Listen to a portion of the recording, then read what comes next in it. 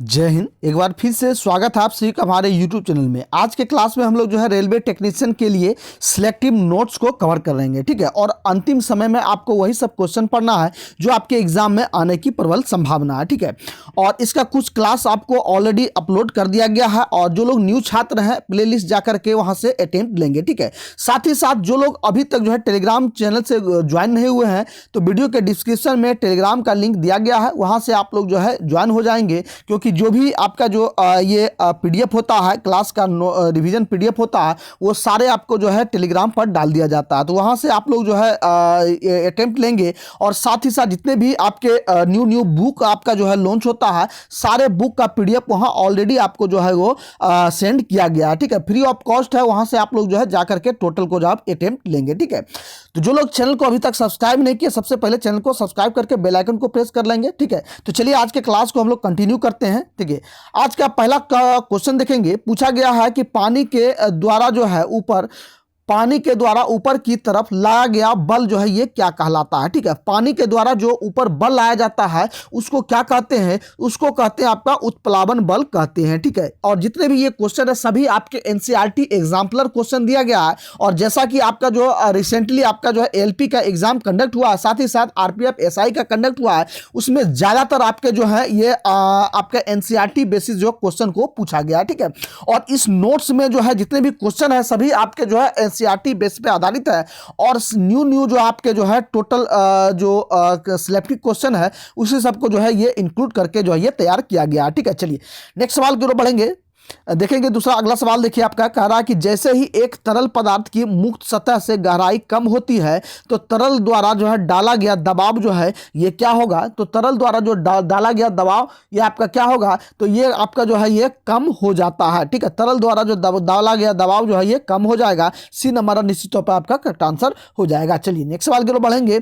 पूछा जा रहा है कि डैश में वृद्धि के साथ एक ठोस द्वारा डाले गए दबाव में कमी आती है तो कब जो है ठोस द्वारा डाले गए दबाव में कमी आती है? तो ये आपका जो है ये क्षेत्रफल में जो है ये कमी आती है, ठीक है। क्या कह रहा है कि क्षेत्रफल में वृद्धि के साथ एक ठोस द्वारा डाले गए दबाव में जो है ये कमी आती है, किसमें? तो क्षेत्रफल में, ठीक है। बी नंबर आपका जो है करेक्ट आंसर हो जाएगा। चलिए 4 नंबर का देखेंगे। पूछा जा रहा है कि उत्प्रेक्ष बल और भार कार्य करते हैं, ठीक है। उत्प्रेक्ष बल और भार जो है ये कहाँ कार्य करते हैं? तो ये आपका जो है ये विपरीत दिशाओं में कार्य करते हैं, ठीक है। चलिए नेक्स्ट सवाल की ओर बढ़ेंगे।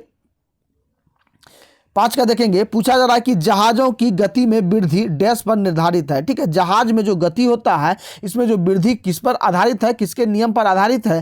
तो ये आपका जो है ध्यान देंगे, ये आपका जो है ये आर्किमिडीज के सिद्धांत पर जो है ये जो है आपका आधारित है, ठीक है। चलिए नेक्स्ट सवाल को बढ़ेंगे। 6 का देखेंगे कि ऊपरी प्रनोद और भार डैश में प्रयुक्त होते हैं, ठीक है। ऊपरी प्रनोद और भार जो होते हैं ये किसमें प्रयुक्त होते हैं? इसमें जो है ये आपके विपरीत दिशा में जो है ये प्रयुक्त होते हैं, ठीक है। चलिए नेक्स्ट सवाल को बढ़ेंगे। 7 का देखेंगे। किसी वस्तु का तरल पदार्थ पर रखे जाने से उत्पन्न अर्धगामी दबाव को जो है ये क्या कहते हैं? इससे अर्धगामी दबाव को जो है ये क्या कहेंगे? तो ये आपके जो है वाई नॉट फोर्स जो है ये कहेंगे। ए नंबर आपका करेक्ट आंसर हो जाएगा। चलिए नेक्स्ट सवाल पर बढ़ेंगे। 8 का देखेंगे। 8 में देखिए पूछा रहा है कि एक डूबे हुए पिंड पर पानी द्वारा लगाए जाने वाले उत्प्लावन बल का दूसरा नाम क्या होगा? ठीक है, एक डूबे हुए पिंड पर पानी द्वारा जो है ये लगाया गया उत्प्लावन बल का दूसरा नाम क्या होगा? तो ये आपका जो है ये उत्प्रेक्ष बल कहलाएगा। ठीक है, उत्प्लावन बल का दूसरा नाम क्या होगा? ये उत्प्रेक्ष बल आपका जो है ये कहलाएगा। मान लिया जाए कोई जो है पात्र यानी कि बाल्टी है, ठीक है, बाल्टी है और इस बाल्टी में यानी कि कोई भी जो है चीज़ को यदि डुबाया जाता है, ठीक है, कोई भी चीज़ को यदि डुबाया जाता है तो ये तो एक जो है ये बल कार्य करेगा, लेकिन जो पानी में जब डूबता है तो पानी भी नीचे से जो है ये उसको ऊपर की ओर ढकेलने का जो है ये कार्य करेगा। ठीक है, तो ये जो पानी द्वारा जो बल लगाया जाता है ढकेलने के लिए, ऊपर लाने के लिए, इसी को जो है आपका उत्प्लावन बल कहा जाता है। ठीक है, चलिए नेक्स्ट सवाल की ओर बढ़ेंगे।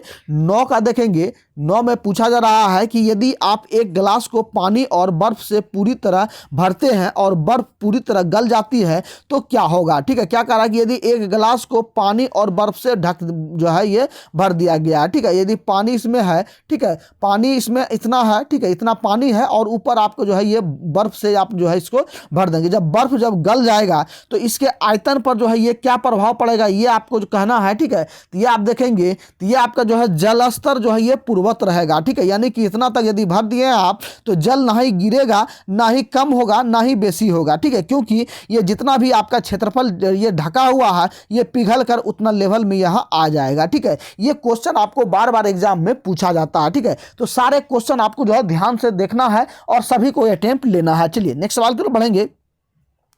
10 का देखेंगे, पूछा जा रहा कि यदि कोई वस्तु डूबती है तो वस्तु पर तरल द्वारा प्रयुक्त उत्प्रेक्ष जो है ये क्या होगा। तो तरल द्वारा प्रयुक्त उत्प्रेक्ष आपका जो है ये वस्तु के भार से कम होगा। सी नंबर निश्चित तौर पर आपका जो है करेक्ट आंसर हो जाएगा। चलिए नेक्स्ट सवाल की ओर बढ़ेंगे। 11 का देखेंगे कि किसी तरल के लंबवत कार्य करने वाला बल जो है ये क्या कहलाता है। तो किसी तरल के लंबवत कार्य करने वाला बल आपका जो है ये आपका जो है उत्प्रेक्ष बल कहलाता है। ठीक है, ये उत्प्रेक्ष कहेंगे या उत्प्लावन कहेंगे। ठीक है, चलिए नेक्स्ट सवाल की ओर बढ़ेंगे।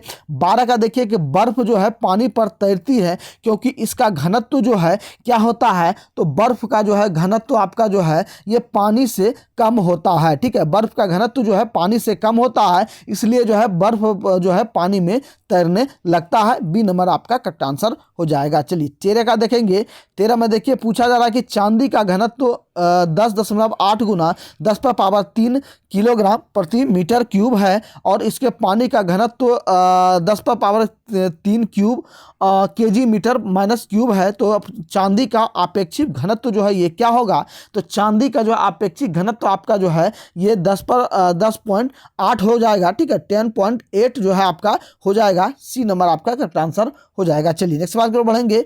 14 का देखेंगे सापेक्ष घनत्व जो है डैश के बराबर होता है। ठीक है, सापेक्ष घनत्व जो है ये किसके बराबर होता है। तो सापेक्ष घनत्व आपके जो है पदार्थ का घनत्व या पानी का घनत्व के बराबर होता है। सी नंबर आपका करेक्ट आंसर हो जाएगा। चलिए नेक्स्ट सवाल की ओर बढ़ेंगे। 15 का देखेंगे निम्न में से कौन सा जो है कथन गलत है। इनमें से कौन सा कथन आपको जो बताना है गलत है।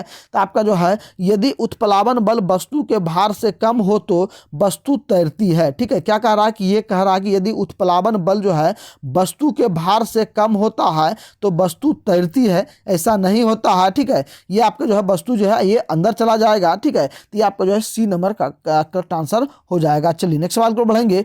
16 का देखेंगे यदि कोई वस्तु तैरती है तो वस्तु पर जल द्वारा लगाए जाने वाला उत्प्रेक्ष बल कितना होगा। तो उत्प्रेक्ष बल आपका जो है ये वस्तु के भार के बराबर होगा। ठीक है, यदि कोई वस्तु यदि ये तैरता है, मान ली जाए इसमें यदि कोई वस्तु जो है ये डुबाया गया। ठीक है, ये डुबाया गया, डुबाने के बाद जो है ये ऊपर आकर के फिर जो है ये तैरने लगेगा। तो तैरने की स्थिति में जो क्या है ये वस्तु का भार प्लस जो उत्प्लावन बल आपका लगेगा। ठीक है, ये उत्प्लावन बल लगेगा, ये दोनों का भार जो है ये बराबर होगा। ठीक है, चलिए नेक्स्ट सवाल पर बढ़ेंगे। 17 का देखेंगे कि जब एक पिंड को किसी तरल में पूरी तरह से या आंशिक रूप से डुबोया जाता है तब उस पर ऊर्ध्वा दिशा में एक बल प्रयुक्त होता है तो वो उस पिंड द्वारा विस्थापित किए गए तरल के भार के बराबर होता है। यह किस नियम द्वारा जो है ये स्पष्ट होता है। ठीक है, तो जो कोई भी तरल है जो यदि तरल को आंशिक या पूर्णतः डुबाने जाने पर जो है इस पर क्या बल कार्य करेगा। तो इस पर जो है उत्प्लावन बल कार्य करेगा और उत्प्लावन बल का सिद्धांत किसके द्वारा दिया गया है। तो उत्प्लावन बल का सिद्धांत आपके आर्किमिडीज द्वारा जो है ये दिया गया है। ठीक है, आर्किमिडीज द्वारा जो है ये उत्प्लावन बल का जो है सिद्धांत दिया गया है। इसको आप जो है निश्चित तौर पर याद रखेंगे। ठीक है, चलिए नेक्स्ट सवाल को बढ़ेंगे। 18 का देखेंगे कि सीजीएस पद्धति में जो है विकृति की इकाई क्या होगा। ठीक है, सीजीएस पद्धति में विकृति की इकाई आपका जो है इनमें से कोई नहीं हो जाएगा। चलिए नेक्स्ट सवाल को बढ़ेंगे। एक ब्लॉटिंग पेपर स्याही कैसे सोखता है। ठीक है, ब्लॉटिंग पेपर जो है ये स्याही जो है ये कैसे सोखता है। ठीक है, तो ये आपका जो है ये देखेंगे ये आपका जो केशिका यानी कि कैपिलरी क्रिया द्वारा जो है ये सोखता है। ठीक है, केशिका द्वारा जो है ये सोखता है। चलिए नेक्स्ट सवाल की ओर बढ़ेंगे। 20 का देखेंगे एक द्रव की बूंद संयोजित होती है क्योंकि इसके कणों का आकर्षण इसका संभव क्षेत्र न्यूनतम करता है। इस परिघटना को जो है ये क्या कहा जाता है। तो इस परिघटना को आपको जो है पृष्ठ तनाव कहा जाता है। ठीक है, क्या कह रहा है कि एक द्रव की बूंद संकुचित होती है। ठीक है, मान लिया जाए वर्षा यदि पड़ रहा है तो वर्षा की बूंदें जो गिरता है ये किस कारण से नीचे गोल आपको जो है दिखाई देगा गिरते हुए। तो ये गोल किस कारण से गिरता है। तो ये आपके जो है पृष्ठ तनाव के कारण से जो है ये गिरता है। ठीक है, यही आपको जो है यहाँ दिया गया है। चलिए नेक्स्ट सवाल की ओर बढ़ेंगे। 21 का देखेंगे कि जल की गिरती हुई बूंद किस गुणधर्म के कारण गोलाकार होता है। ठीक है, तो ये आपका जो है ये आप देखेंगे जल का पृष्ठीय तनयन के कारण से। ठीक है किस कारण से? जल का पृष्ठीय तनन के कारण से जो है ये गोलाकार हमें जो है ये दिखाई देता है। चलिए नेक्स्ट सवाल की ओर बढ़ेंगे। 22 का देखेंगे। 22 में दिया गया है कि एक टैंक को एक समान क्षैतिज त्वरण से एक द्रव द्वारा आंशिक रूप से भरा गया है। निम्नलिखित में से एक टैंक में द्रव की सतह के लिए कौन सा कथन जो है ये सत्य है? इनमें देखेंगे तो ये आपका जो है द्रव की सतह गति की दिशा में गिरता है और टैंक के पीछे की ओर जो है ये उठता है। ए नंबर आपका जो है करेक्ट आंसर हो जाएगा।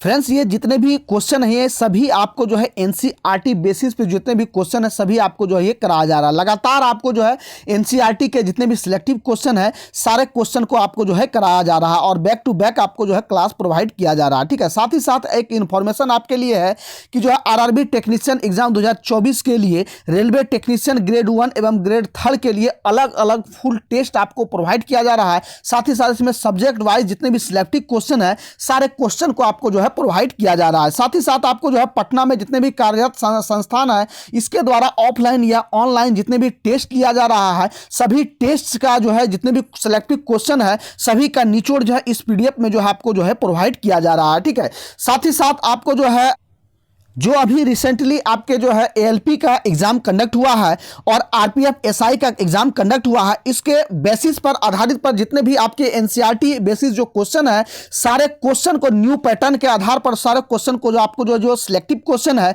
यानी कि 100% एग्जाम में आने की प्रबल संभावना है सारे क्वेश्चन को यहाँ आपको जो है ये दिया जाता है। ठीक है, इस पैड बैच में ज्वाइन होने के लिए वन टाइम आपको जो है मात्र आपको 99 रुपया पेमेंट करना होता है। ठीक है, जिसमें ये बेनिफिट आपको मिलेगा कि आने वाले न्यू एग्जाम आपके जैसे कि आपका ग्रुप डी हो गया, आरपीएफ कांस्टेबल का हो गया या एनटीपीसी हो गया, इनमें से आपको टोटल जो आपको इन्हीं बैच में आपको मात्र 99 रुपये में ही टोटल आपको जो है ये क्वेश्चन जितने भी सिलेक्टिव क्वेश्चन हैं सारे क्वेश्चन को दिया जाएगा। एक बेनिफिट और आपको मिलेगा कि जितने भी आपके बुक्स हैं जो कि आपके न्यू एडिशन में जितने भी लॉन्च हुए हैं सारे बुक्स आपको जो है यहाँ फ्री ऑफ कॉस्ट जो है आपको यहाँ प्रोवाइड किया जाता है, चाहे एसके झा सर का हो या यूथ पब्लिकेशन हो, किरण पब्लिकेशन हो या अन्य जो भी बुक है जितने भी अपकमिंग बुक है सारे बुक को आपको जो है यहाँ प्रोवाइड किया जा रहा है। और पैड बैच में ज्वाइन होने के लिए इस नंबर को आपको नोट डाउन करना होगा 6205340262। ठीक है, ये व्हाट्सअप नंबर है, इस पर आपको जो है इंक्वायरी करना है, मैसेज या कॉल करके आपको इंक्वायरी करना है और मात्र 99 रुपया पेमेंट करके आपको जो है इसमें ज्वाइन हो जाना है। ठीक है, इस नंबर को आप लोग जो है स्क्रीनशॉट लेकर के रख सकते हैं। चलिए क्लास को कंटिन्यू करते हैं। नेक्स्ट देखेंगे उत्प्लावन सिद्धांत के आधार पर जहाज पानी में तैरते हैं। ठीक है, सर्वप्रथम इस सिद्धांत की पहचान करने का श्रेय किस वैज्ञानिक को दिया जाता है? ठीक है, क्या कह रहा है कि उत्प्लावन के कारण से जो है ये उत्प्लावन बल के कारण से जो है यदि मान लिया जाए ये समुद्र है, ठीक है, समुद्र में जो जहाज यानी कि जो बड़े बड़े जहाज होते हैं, ठीक है, बड़े बड़े जो जहाज होते हैं ये जहाज जो बताया गया कि ये जो है पानी पर तैरते हैं। ठीक है, तो इस नियम का जो है सिद्धांत का जो है सर्वप्रथम किसने पता लगाया है? तो ये आपके जो है निश्चित तौर पर आपके जो है ये आर्किमिडीज हो जाएगा, यानी कि आर्किमिडीज के सिद्धांत ही दिया गया है, यानी कि उत्प्लावकता का जो है ये सिद्धांत यानी उत्प्लावन बल का सिद्धांत जो है ये किसके द्वारा दिया गया है? आर्किमिडीज द्वारा जो है ये दिया गया है। चलिए नेक्स्ट सवाल की ओर बढ़ेंगे। 24 का देखेंगे, निम्नलिखित में से कौन सा कारक किसी दिए गए द्रव में वस्तु पर कार्यरत उत्प्लावन बल के परिणाम पर निर्भर करता है? ठीक है, तो ये आपका जो है निश्चित तौर पे आपका जो है ये तरल पदार्थ का घनत्व और इनमें डूबी हुई वस्तु का आयतन पर जो है ये निर्भर करता है। ठीक है, ये आपका सी नंबर का आंसर हो जाएगा। चलिए नेक्स्ट सवाल की ओर बढ़ेंगे। उत्प्लावन का केंद्र हमेशा ये कहाँ होता है? ठीक है, उत्प्लावन का केंद्र हमेशा कहाँ होता है ये आपको बताना है। ये आपका जो है ये विस्थापित द्रव के आयतन के केंद्रक के संपाती होता है। बी नंबर निश्चित तौर पे आपका करेक्ट आंसर हो जाएगा। चलिए नेक्स्ट सवाल की ओर बढ़ेंगे। किस सिद्धांत या नियम के आधार पर वस्तुएं पानी में तैरती है? ठीक है, किस नियम एवं सिद्धांत एवं नियम के आधार पर वस्तुएं जो पानी में तैरती है तो ये आपके जो है आर्किमिडीज के सिद्धांत पर जो है ये तैरती है। ठीक है, ये अलग अलग जो है क्वेश्चन आपको अलग अलग एग्जाम में पूछा गया है, और इसमें जितने भी क्वेश्चन है सभी आपके सिलेक्टिव क्वेश्चन है, और जो है प्रीवियस ईयर में आपको जो है ये पूछा गया सवाल है। ठीक है, इसलिए आपको जो है इस क्वेश्चन को आपको ध्यान से देखना है और जो है अटेम्प्ट लेना है। चलिए नेक्स्ट सवाल की ओर बढ़ेंगे। 27 का देखेंगे कि जब किसी पिंड को किसी द्रव में पूर्णतः या आंशिक रूप से डुबोया जाता है, तब यह पिंड विस्थापित द्रव के भार के बराबर एक उत्प्रेक्षण बल का अनुभव कराता है। किसे जो है किस सिद्धांत के रूप में जाना जाता है? तो इसे आपका जो है ये आप जो है आर्किमिडीज सिद्धांत के रूप में जाना जाता है। ठीक है, चलिए जहां आप लोग ध्यान देंगे कि जहां उत्प्लावन हो जाए, उत्प्रेक्ष हो जाए, यहां आपको आर्किमिडीज आपको जो है ये लगा देना है। ठीक है, चलिए नेक्स्ट सवाल को बढ़ेंगे। बिना भंजन यानी कि बिना ब्रेकिंग के पदार्थ की विकृति होने की योग्यता जो है ये क्या कहलाती है? तो ये आपका जो है ये सुघटयपन कहलाती है। सी नंबर आपका करेक्ट आंसर हो जाएगा। चलिए पूर्णतः प्रत्यास्थ वस्तुओं का प्रतिस्थापन गुणांक जो है ये कितना होता है? तो ये आपका जो है ये 1.0 होता है। सी नंबर आपका करेक्ट आंसर हो जाएगा। चलिए नेक्स्ट सवाल की ओर बढ़ेंगे। उत्प्लावन बल का परिणाम तरल के डैश पर निर्भर करता है। ठीक है, उत्प्लावन बल का जो परिणाम होता है तरल के किस पर निर्भर करता है? तो तरल के जो है घनत्व पर निर्भर करता है। ठीक है, चलिए नेक्स्ट सवाल की ओर बढ़ेंगे।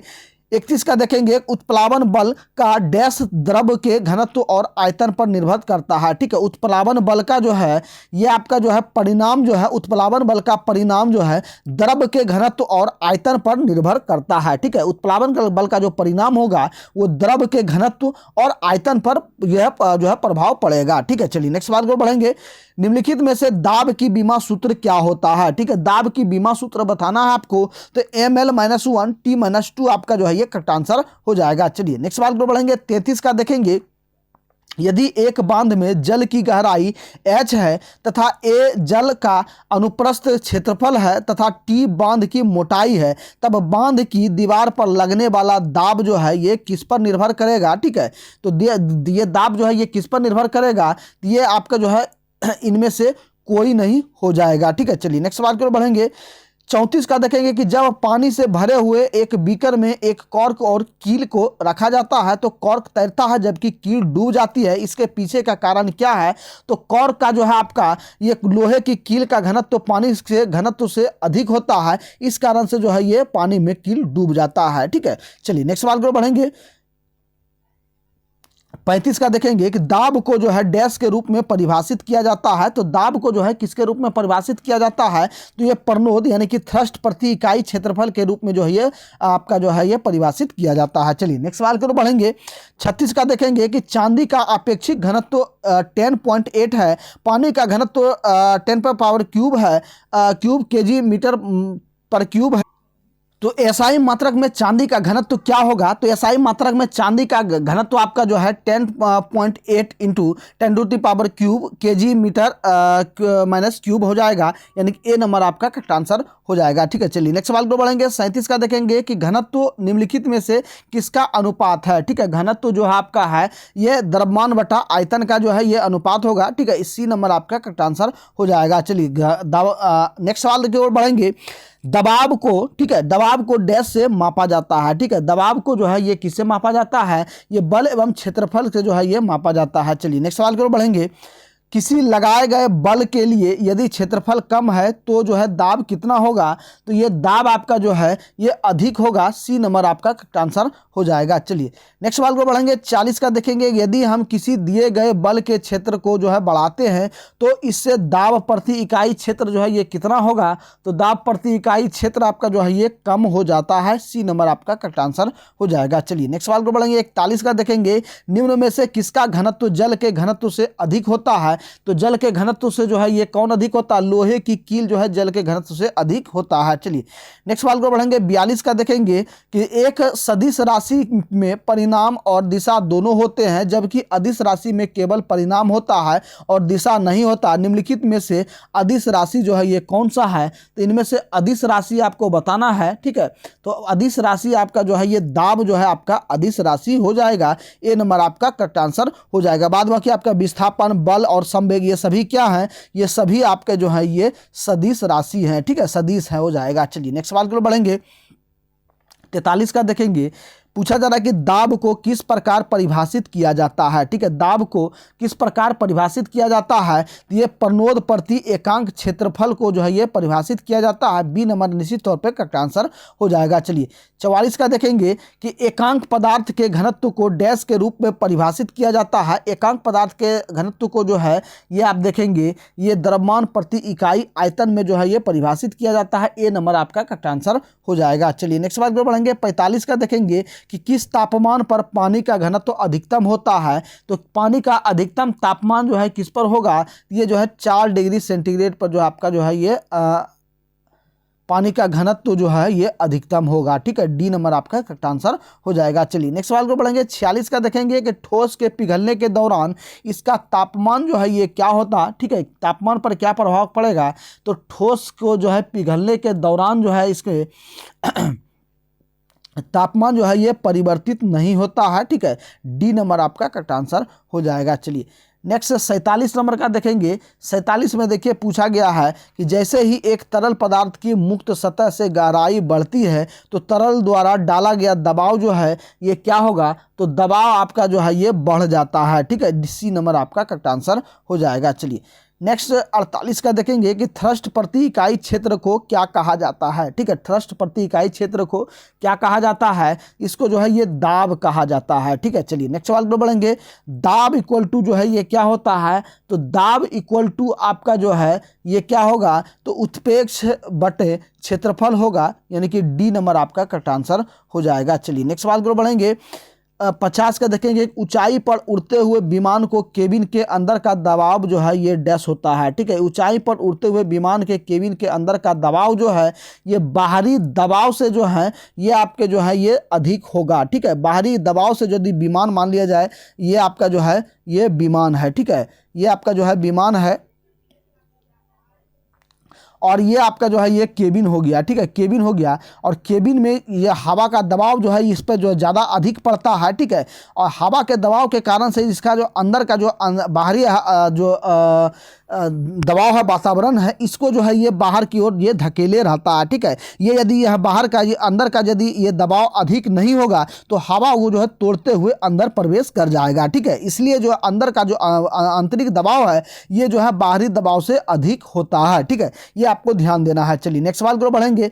51 का देखेंगे कि एक निश्चित तापमान पर वायु का दाब डैश के अनुपातिक होता है। तो ये जो है किसके अनुपातिक होता है, तो ये घनत्व के अनुपातिक होता है। ठीक है फ्रेंड्स, आप लोग कमेंट करके बताएंगे कि आज का क्लास आपको कैसा लगा और आज के क्लास में आपने जो है टोटल कितने स्कोर कर पाए। साथ ही साथ जो लोग अभी तक चैनल को सब्सक्राइब नहीं किए, सबसे पहले चैनल को सब्सक्राइब कर बेल आइकन को प्रेस कर देंगे। साथ ही साथ नीचे डिस्क्रिप्शन में आपको टेलीग्राम का लिंक दिया गया है। टेलीग्राम से आप लोग जुड़ना बिल्कुल भी नहीं भूलेंगे, क्योंकि जितने भी ये आपके जो है नोट्स हैं, PDF है, सारे PDF आपको जो है टेलीग्राम पर प्रोवाइड किया जाता है। ठीक है, तो टेलीग्राम पे जुड़ना बिल्कुल भी नहीं भूलेंगे। और यदि टेक्नीशियन के बारे में यदि कोई भी आपके मन में सवाल आ रहा हो तो आप सीधे कमेंट करके पूछ सकते हैं। फिर मिलते हैं नेक्स्ट क्लास में, तब तक के लिए सभी भाइयों को जय हिंद, आपका दिन शुभ हो।